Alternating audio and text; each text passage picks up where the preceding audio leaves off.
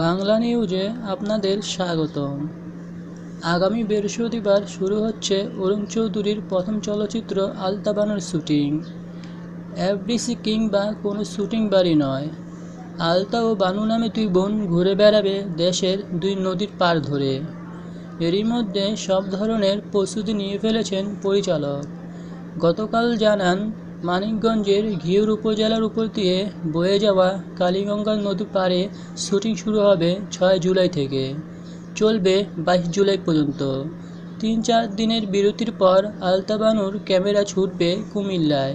সেখানে গোমতী নদীর পাড়ে বেশ কয়েকদিন শুটিং চলবে। আলতা ও বানু নামের দুই বোনের জীবনের নানা ঘটনা নিয়ে এগিয়েছে চলচ্চিত্রের গল্পটি।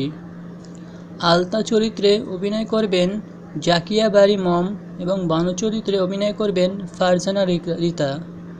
ছবিতে আরও আছেন আনিসুর রহমান মিলন, দিলারা জাহান, আহসানুল হক ও সাবিরি আলম।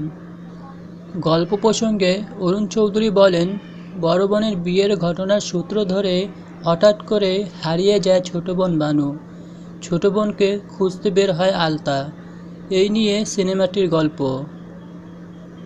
তো ধন্যবাদ।